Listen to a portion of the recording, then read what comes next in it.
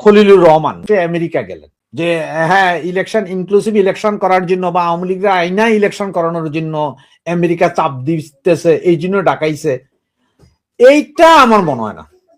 তবে আমার এখানে সন্দেহের তীর অন্য জায়গায়। সন্দেহের তীরটা আপনারা বলি, অলরেডি কিছু কিছু গুঞ্জন রটতেছে, যেমন জামাত 3 দিন আগে জামাত একটা কথা বলছে যে কোনো কারণে যদি বিএনপি ক্ষমতায় আসে তাহলে প্রয়োজনে তারা আওয়ামী লীগকে আইনা আবার বিএনপির বিরুদ্ধে আন্দোলন করবে। এটা জামাতের আমিরের বক্তব্য 3 দিন আগে। এর ভিতরে এনসিপির যোগদান, এটা আপনারা সবাই জানেন যে এনসিপি যোগ দিছে ইয়েতে, কোথায়, জামাতের সাথে। এদিকে ঢাকা 12 সম্ভবত 12 আসিফ মাহমুদ সজীব ভুঁইয়া যেখানে দাঁড়াইছে, এটা সম্ভবত 12, ওখানে বিএনপি কোনো প্রার্থী দেয় নাই। একসময় আসিফ মাহমুদ সজীব ভুঁইয়া কাইকোবাদের পেছনে লাগছিল ওইখানে, যে কুমিল্লাতে যেখানে ওর অরিজিনাল বাড়ি, ওইখানে টিকতে না পারে সম্ভবত 12তে আসছে। 12তে আবার বিএনপি কাউকে দেয় নাই, এবং প্রায় 4.5 কোটি টাকা অনুদান দিছে বিভিন্ন মসজিদ মাদ্রাসায় ঢাকা 12তে, মানে যেখানে আসিফ মাহমুদ সজীব ভুঁইয়া দাঁড়াইতেছে এই আসনে। এটা কিন্তু বৈষম্য। আপনি নির্বাচনের আগে এতগুলো পয়সা দিবেন, এটা বৈষম্য একরকম। এখন কিছু কিছু শোনা যাচ্ছে যে না, ডাক্তার ইউনূস হতে ইলেকশন হবে, ভোটও হবে, তবে জিতাই দিবে সম্ভবত জামাত এনসিপির লোকজনগুলারে, যে এদেরই জিতাই দিয়ে এরাই সরকার গঠন করবে, এরাই মন্ত্রী হবে, এরাই এমপি হবে। বিএনপি কলাটারে ছুইলা দিছ কেন, এই অবস্থায় থেকে যেতারে, এই এক। আর দ্বিতীয়ত এমনও হইতে পারে যে যদি সবকিছু মানে যে আন্তর্জাতিকভাবে বলা হচ্ছে যে মানে ইয়ে নাই, ইনক্লুসিভ ইলেকশন হচ্ছে না বা এই হচ্ছে না, এই ডাক্তার ইউনূস নিয়ে সমস্যা, আবার যেহেতু চায়না থেকে অস্ত্র কিনা, যেটা আপনার গতকালকার প্রোগ্রামও বলছিলাম আমরা, যে এই চায়না থেকে যে বিমান, যুদ্ধ বিমান কেনার প্রস্তাব, এইটা কিন্তু আবার ইয়ে ভালো চোখে দেখছে না, কে, আমেরিকা। এখন আপনারা হয়তো বলতে পারেন ভাই এটা চায়না থেকে কিনতেছে, পাকিস্তান থেকে কিনতেছে। হ্যাঁ, কথা ঠিক আছে, পাকিস্তান থেকে কিনতেছে, কিন্তু টোটাল প্রযুক্তি সবকিছু কিন্তু চায়না। তার মানে আপনার পাকিস্তান থেকে কিনলেও চায়না হইয়া পাকিস্তানে আসতে হবে, চায়না থেকে আবার পাকিস্তান আনবে, তাহলে লাভটা যাইতেছে কিন্তু চায়নার কাঁধে। তো এগুলা নিয়ে আসলে একটা টেনশন আছে, যার কারণে আপনি দেখেন গত 1.5 মাস ধরে ডাক্তার ইউনূস সম্বন্ধে কোনো কথাবার্তা নাই, সব জায়গায় এই আমাদের এনএসএ খলিল। এখন আবার একটা জিনিস খেয়াল করেন, এ আমাদের ন্যাশনাল এনএসএ খলিল, ওনার সাথে ভারতের সম্পর্ক খুব ভালো, জয়শঙ্কর, নরেন্দ্র মোদী সবাই ওনাকে ভালোভাবেই জানে, খুব ভালো।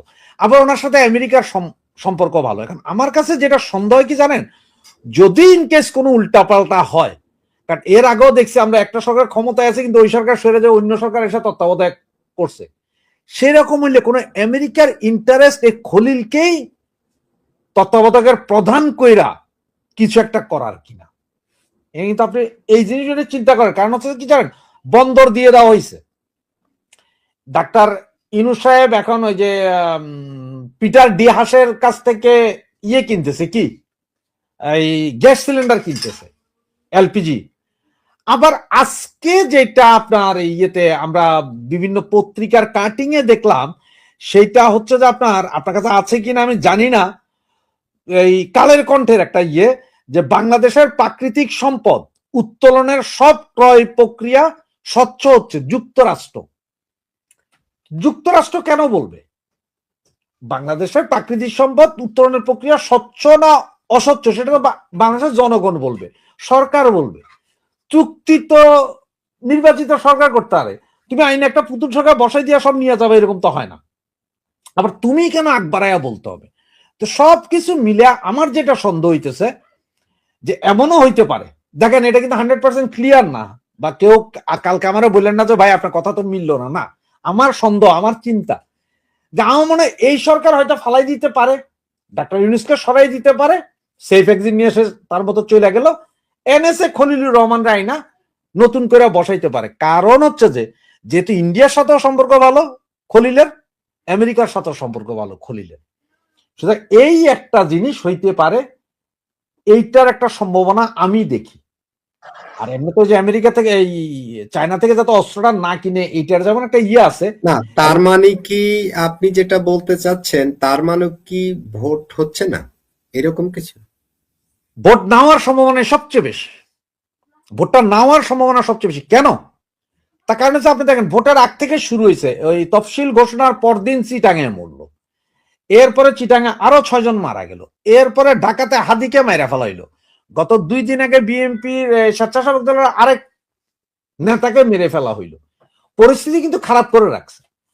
ওইদিকে আবার এই যে খেলার রাজনীতি নিয়ে ইন্ডিয়ার সাথে সম্পর্ক আরো উতরে গেল।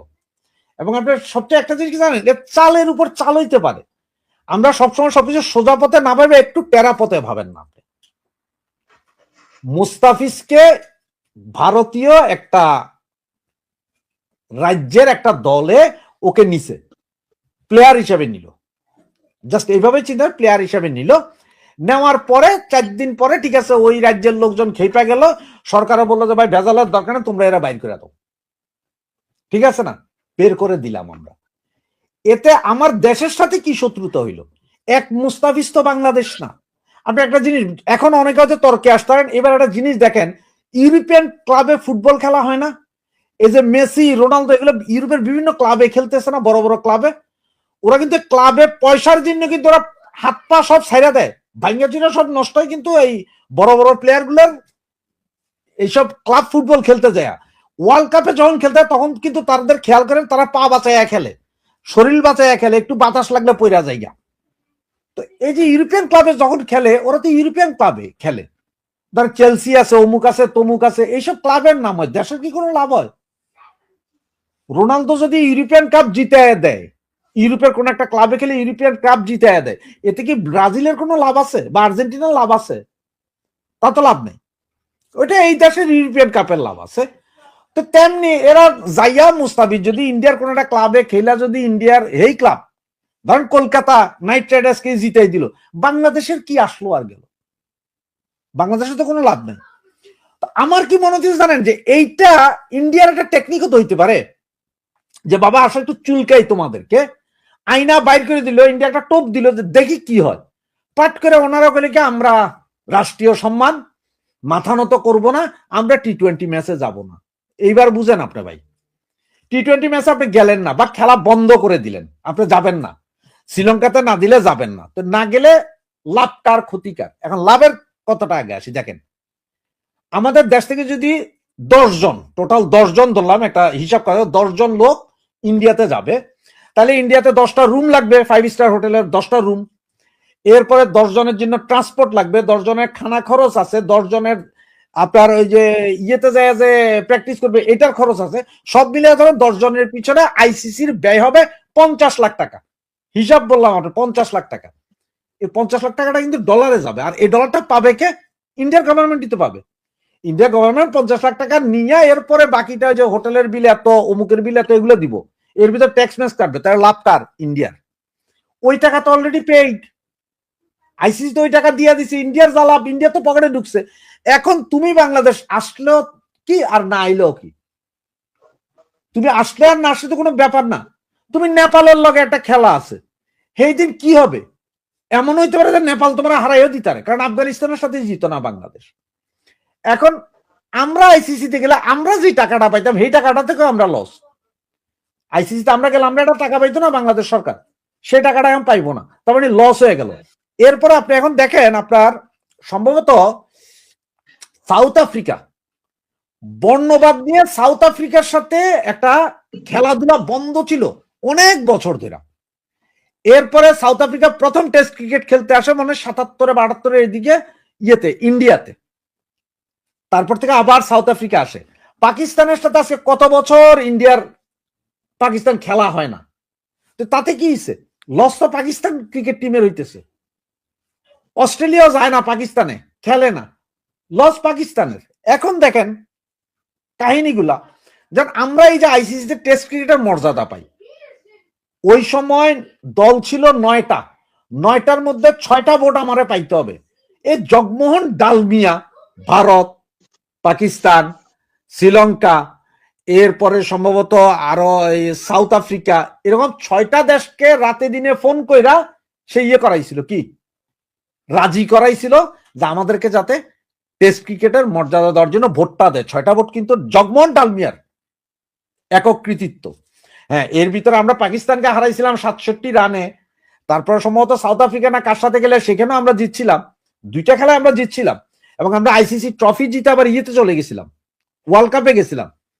কিন্তু তখনও এই নিয়ম ছিল না, আইসিসি ট্রফি খেলে ওয়ার্ল্ড কাপে গেলে আবার হারবেন, আপনার আবার আইসিসি খেলে আসতে হবে। কিন্তু সেই জায়গায় আমাদের ফার্স্ট ক্লাস ক্রিকেটের মর্যাদা সবকিছু দেওয়া হয়েছিল।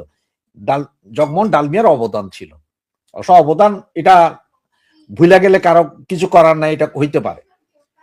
তো এই কেন এত কথা বললাম যে এইটা কি যে ইন্ডিয়ার চাল না, সেটা কেমনে বুঝবেন? যে ইন্ডিয়াই আপনাদের করাইছে যে ঠিক আছে আমরা বহুত তো খেলছেন, আমাদের গালাগালি তো করেন দিনে রাইতে, আপনার প্লেয়ার আমরা নিমু না, আইনা এরপরে নিমু না। এইটা নিয়ে বাংলাদেশ উত্তেজিত, ওরে শালা আমরা খেলতে যাব না, দেশের মান, কিসের দেশের মান সম্মান? ওই বেটা একজনের লগে কি আমার দেশের মান সম্মান যায় আসে ভাই? কিছু মুস্তাফিজের সাথে কি আমার দেশের মান সম্মান যায় আসে? একটা এলাকার টিম নিলেন না ভাই, আপনারা খেলেন না ঢাকা সিটি, রাজশাহী সিটি, যে বাংলাদেশে তো আছে না, বাংলাদেশে কি বিপিএল না আইপিএল কি আছে জানি একটা, এই টিমের কি কোনো দাম আছে? ওগুলার কোনো দাম আছে বাংলাদেশের ওইসব টিমের? ওইখানের ওই টিম কি জিতলে কি এরা কি ওয়ার্ল্ড কাপে চলে যাবে? তা তো যাবে। এই হচ্ছে যে কাহিনী। এখন দেখেন এগুলো এখন ইন্ডিয়ার সাথে কেন আসছে কথাটা, খলিলের ব্যাপারটা নিয়ে, যে ইন্ডিয়ার সাথে এইসব গন্ডগোল চলতেছে, কিন্তু খলিল উভয় পক্ষের পছন্দ, মনে রাখেন।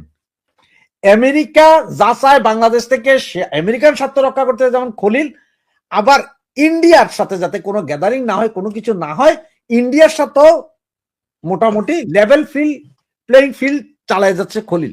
সুতরাং সন্দেহটা ওই জায়গায় যে নাকি দেখেন যে নেক্সট আপনার এই 1 মাসের ভেতরে নেক্সট তত্ত্বাবধায়ক প্রধান খলিল হয়ে আসে কিনা। কারণ এখন আর বলে না যে আপনি যাইয়া ওই ডাক্তার ইউনূসকে বুঝান, সরাসরি বলেন যে খলিল সাহেব আপনি এটা করেন। আপনি একটু সবাই একটু মিলাই দেখেন, একটু ভাইবা দেখেন। কথাটা আমার কাছে মনে হচ্ছে যে কি এইটা, যে ইলেকশন না হওয়ার সম্ভাবনা 99%, এবং হয়তো আমেরিকা যাই না গেছে যে ডাক্তার ইউনূস সাহেব পাকিস্তান আর তুরস্কের পাল্লায় পড়া জামাত এনসিপির জিতেবে ইলেকশনে, যে জিতবে জিতুক। ইরান পরিস্থিতি নিয়ে যদি আলোচনা করতে হয় তাহলে এটা আপনার 4 দিনও শেষ হবে না এই আলোচনা। না, আমরা 10 মিনিটের ভিতরেই করেন, 5-10 মিনিটের আলোচনাটা আমি বললাম 4 দিনও শেষ করতে পারবো না। ছোট্ট করে কয়েকটা কথা একটু স্মরণ করায় দিই। সম্ভবত 1977 বা 79-তে এই যে ইসলামিক রেভলিউশন বা এই বিপ্লবের কথা বলা হয়েছে, ওই সময় খামেনি ছিল ফ্রান্সে, উনি ফ্রান্স থেকে গেছেন। এরপরে এর পরবর্তী 7-8-10 বছর কেউ যদি শাহ পরিবারের কথা যদি কেউ মুখে উচ্চারণ করছে, তাদেরকে আইনে লটকায়া ফাঁসি দিয়ে দিছে, সোজা লটকায়া ফাঁসি, শাহ পরিবারের কথা বলার সাথে। তার মানে অবস্থানটা কিরকম জানেন?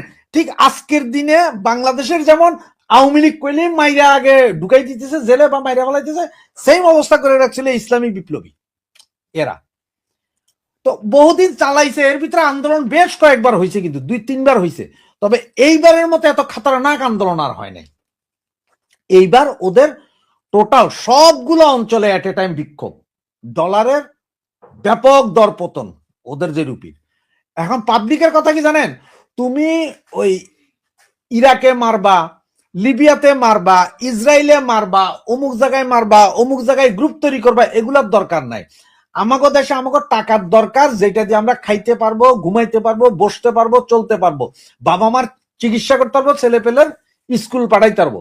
তুমি এইটা না দিয়া তুমি শুধু টাকা কতগুলা ব্যয় করতেছ যে কি কয় এটার বোম বানানোর কামে, খালি ইসরায়েলের লগে গুতাগুতি, অমুকের লগে গুতাগুতি, ওইদিকে হামাসের দিবা এদিকে। এগুলা কিন্তু পাবলিক, এখন ইন্টারনেটের যুগ ভাই, সবাই সবকিছু জানে। পাবলিক তো বিরক্ত হয়ে গেছে তাদের উপরে, এবং সেই কারণে কিন্তু এখন মিছিল হচ্ছে কি জানেন, যে মোল্লাতন্ত্র দূর করো। এটা তো টোটাল মোল্লাতন্ত্র, যে আদিম যুগের আইন। বহুত সময় রাষ্ট্র থাকবে। আপনাকে একটু থামাই, আপনি দারুণ একটা কথা তুলছেন। এই মনে হচ্ছে যে ইরানিরা বা বাংলাদেশ, বিশ্বের বেশ কয়েকটা দেশ যেমন পাকিস্তানিরা, ওরা যুগ যুগ ধরে শুধু বোমা, রাইফেল এইসবের সাথে ঘর সংসার করছে। মানে যুদ্ধ ওদের লেগেই আছে, ওদের কোনো শান্তি নেই, এরকম। হ্যাঁ, বিষয়টা এরকম, বিষয়টা টোটালি এরকম। কারণ এর 2টা পাওয়ার দেখেন, 2 রকম পাওয়ার, আপনি 2 রকম ব্যবহার করতে পারেন। একটা হচ্ছে সফট পাওয়ার, আর একটা হচ্ছে আপনার হেরাম শক্তির পাওয়ার। দেন আমেরিকা আগে সফট পাওয়ার ব্যবহার করতে পৃথিবীর বিভিন্ন দেশে, খুব সফটলি তারা হ্যান্ডেল করতো। এখন ডোনাল্ড ট্রাম্প কিন্তু হার্ড পাওয়ারে গেছে, মানে অমুকের তুলানো, এমুকের তুলে আনো, অমুকের লটকাই দাও, এই সব অবস্থা। তো এখন ইরান সবসময় যে হার্ড পাওয়ারের দিকে গেছে, তাদের কাছে তেল আছে, সবকিছু আছে। ইরান কিন্তু একসময় কিন্তু খুব সুন্দর একটা দেশ ছিল, আলট্রা মডার্ন দেশ ছিল শাহর আমলে, সেইখানে ইসলামী বিপ্লব। এখন আপনি অনেকে হয়তো বলতে পারেন এটা একটু খারাপ ভাবে নিবেন, তবে সেখানে আমার কিছু বলার নাই। সেটা হচ্ছে কি জানেন, এখন আমরা যদি বলি যে 1900 ওই first world war, second world war বলা হয় না, আমরা যখন ওয়ার্ল্ড ওয়ারের কথা বলি তখন বলা হয় যে আরে শালার হিটলার তো হিটলার, হিটলারে গাল দেন। আমরা অনেকে গালি দিই হিটলারে সবাই। এরপরে আপনার ওই যে আপনার যখন যে সতীদাহ প্রথা ছিল এক সময়, বা এক সময় যে মেয়ে বাচ্চা হইলে কবর দিয়ে কইতাম না যে আদিম যুগের রুল, তো সেম ইরানে এখন যেই শাসন আয়ামে জাহিলিয়া যেটাকে বলা হয় আর কি, মুসলিম ইরান, ভাষায় ইরান ইসলাম। আফগানিস্তান, ইরান এবং আফগানিস্তানে যেই শাসক আছে এরা সব সেই আদিম যুগের সেই আদিম রুল, টোটালি আদিম, মানে এটা কোনো মানবতার ভিতরে পড়ে না এই রুল, মানে তাদের ইচ্ছা, এটা অমানবিক একটা রুল চালাইতেছে। তো সেই রুলের ভিতরে পৃথিবীর সব দেশ তো দেখতেছে না, পোলাপাইন ইন্টারনেট দেখতেছে ইরানের লোকজন, বাস এরা এবার চাইপা দিয়ে বসছে, এইবার শুরু করছে তারা। এখন এইটাতে ভালো মতন পেট্রোল দিয়ে দিল কারা? ইসরায়েল এবং আমেরিকা, যে খোমেনি তুমি বহু নষ্টামি করছো। এই যে ধরেন সারা মিডল ইস্টের মধ্যে যত সমস্যা, এই পুরা খোমেনি, সারা ইউরোপের ভিতরে যত সমস্যা আমেরিকার, এ খোমেনি সহ এই যে আপনার যে 7টা আরব দেশ আছে এগুলা। মানে আপনি একটা জিনিস আপনি একটু যদি চোখ খুলে দেখেন, যে পৃথিবীতে যতগুলো গন্ডগোল একদিন আজকের দিনের ভিতরে যতগুলো গন্ডগোল পাবেন, তার মধ্যে আপনার 99.9% পাবেন এগুলো সব আল্লাহু আকবার বলি যে মারামারি করতে গেছে। অন্য কোনো জাতি ধর্ম করে না, একমাত্র আমরা ছাড়া।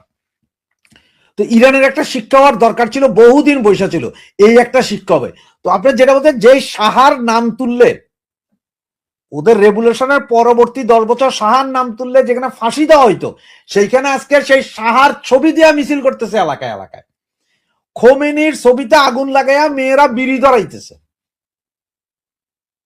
তো ইরান এতদিন, ইরানের শাসকরা ইরানকে আইএমই জাহেলিয়াতের যুগে রাখছিল, সেইখান থেকে এরা বের হইতে চাচ্ছে। তার কারণ হচ্ছে ওই যে একটা বললাম যে তুমি গেলে অস্ত্র বানাইবা, আমি অস্ত্র দিয়ে যুদ্ধ করবা কেন? দেখেন সুইজারল্যান্ড কোনো অস্ত্র বানায় না, তাদের নিয়মিত কোনো বাহিনীও না, এটা জানেন কিনা জানি না, তারা তো সুখী সমৃদ্ধ একটা দেশ। নেদারল্যান্ডের বহু দেশ আছে যাদের সরাসরি আর্মি নাই, সামান্য কিছু পুলিশ দিয়া দেশ চলে, সেখানে আপনি খালি বোম বানাইবেন, ওরে মারবেন, এরে মারবেন, তারে মারবেন, ওরে মারবেন, কেন রে ভাই এত মারেন কেন? এত মারার তো প্রয়োজন নেই আপনার। এই অশান্তিগুলো এখন মানুষ যখন খেপে উঠছে, আমরা খাইতে পাইতেছি না, আমাদের চিকিৎসার পয়সা নাই, বাপমার চিকিৎসা না, ছেলে মেয়ে পড়ালেখা করতে পারতেছে না, তোমরা আমাদের বন্দি কারাগারে, মানে যে এটা আবু গরিব কারাগারের মতো ইরান, সেখানে রাইখা দিচ্ছেন, সেখানে রাইখা জুলুম অত্যাচার করে যাইতেছেন, সেটার ফল। তবে হ্যাঁ, আগামী 24 থেকে 72 ঘন্টার ভিতরে কি রাশেদ হায়দার ভাই যেটা